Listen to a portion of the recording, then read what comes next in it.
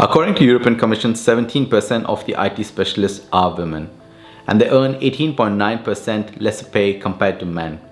This video is about importance of women in technology. In this video, I'll be talking with Indre Grigaraviciute about her journey of being tech lead in one of the most exciting and upcoming technological companies in Norway. And for those of you who are here for the very first time watching my videos, I'm Pavan Sriram, based out of Oslo. So first of all, welcome, and please tell us about yourself. Hi, my name is Indre Grigaraviciute, and I'm from Lithuania, but I'm living in Oslo. And currently, I'm working in Cognite as a tech lead. And what has been your mobility experience? Means from Lithuania to Norway, it's exciting. And how has been your journey so far? I was basically traveling in 29 countries around the world. So it's one of the countries where I stayed longest. And now 4.5 years I'm in Oslo.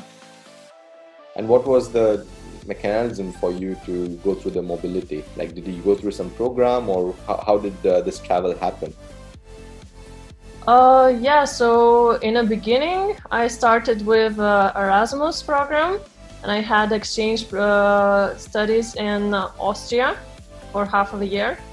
And then I had exchange program in Taiwan for another half of a year. And then I decided to use IAESTE organization suggested opportunity to have internship in Norway. So I got internship in IAESTE company, which is in Trondheim. And after that, I got a job there.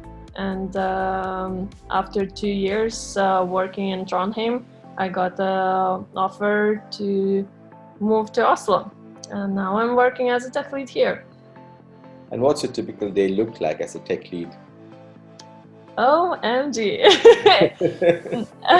As a tech lead is basically mixed of one-on-one meetings, technical meetings, meetings with customers, a little bit of programming, reviewing code, and then kind of everything little bit by little bit. How important it is for women to be in leadership roles and women in technology? As I know, women are bringing also their own ideas during the meetings. So to have a mixed team, I think it's really useful, because you can see how men are thinking about the cases which you need to deal, and how women is dealing with it. And that mix brings new ideas into the team and new maybe technologies too, because everybody choose by themselves what they want to use. And that's why I'm thinking that mixed teams are pretty good, not just based on the gender, but also based on the knowledge. Absolutely, that's very well said. And most importantly, for the younger generation who are always conflicted whether they should go into, especially girls and women, if they want to go into technology or not, what's your message for them?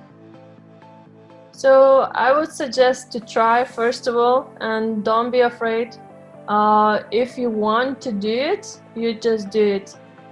Because in my case, I had also kind of really bumpy path. But I knew that I like programming and I want to work in this field, and that's how it worked out. That basically you work hard and then you can eat the fruits from a tree. And could you give a couple of examples? What were the main challenges you had to overcome to be where you are today? So one of the challenge was basically to stand with your own opinion. Because sometimes people in the meeting rooms are they're afraid to say what they are thinking. And especially when in meeting room there is just one or two women, and then guys are talking and women just sitting in the corner. So one of the challenges is basically to speak up and say what you think. And based on that, I really like Scrum methodology, when in the retrospective meetings everybody can say what they are thinking and what is happening in the team, and they are pretty open there. So to feel safe in a team is also very important, and looking for the future for the team is pretty important, that everybody feels comfortable and can speak up. You traveled around 29 countries, and what has been the experiences, and do you recommend people to be mobile and to have this kind of experiences in their own lives too?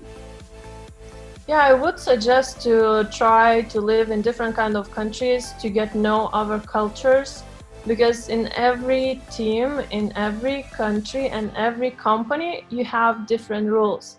And to get to know what you like and what you don't like, basically based on the experience which you bring up during your life. So if you travel, if you see what you like, then you know it. But if you don't travel, then your kind of circle is a bit smaller. So I would suggest to travel and to see, to get to know others, to get to know how people can act during the job. For example, we have in Lithuania some rules which we don't have in Norway, and it's also opposite. So when, for example, your team member is coming from another country and he is thinking like, oh, probably I have 1 hour lunch break or 2 hours lunch break. But in this country, no, you have half an hour and you can use like canteen for that. So it's like even simple things can bring confusion when you come to new country. But you need to like be aware of that something simple could be also different. What are the skills one need to have to be a leader, especially a women leader? Is there anything different or is it the same? So I would not divide like woman or man as a leader. I just would say that leader should be the person, and should be a person who can understand others too. Because when you're talking about just tasks and job, you don't know what is happening in your team member life. And then you don't know why, for example, he might be late or he is struggling with one or another task. But if you are talking with him and have like meetings one-on-one, for example, or just team buildings, which I really encourage to have, then you can get know more what person likes and motivate based on that. Because when you have a team player who is motivated, then all job is become more like friendly, and you can enjoy it more because you see that person is like smiling and doing a job.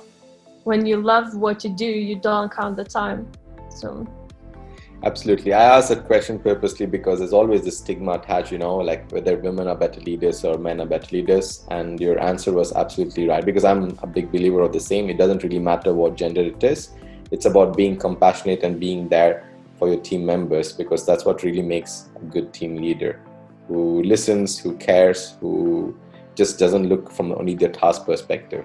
So thank you. Based on discussion with Indre and having my own personal experience of working in manufacturing and digitalization sector and the recent publications by Forbes and McKinsey, one can clearly see that still women are significantly underrepresented in technological jobs. So it is very important for us to raise awareness and advocate for women in technology, and most importantly break this stereotype. Because the recent publication by BCG and Technical University of Munich clearly shows that having diversity and women enhances and increases the revenue of the organization. It brings in new perspective and new ideas onto table, and most importantly, it will provide more role models so that more young women take up STEM subjects. I hope this video has inspired you a tad bit. Do check out my discussion with Sakina on her exciting journey in AI and data science. I'll be making many more videos on women in technology, so do check my YouTube channel constantly for that. And my very next video will be on the 7 most popular IT job trends, so don't forget to watch that. Until then, take care.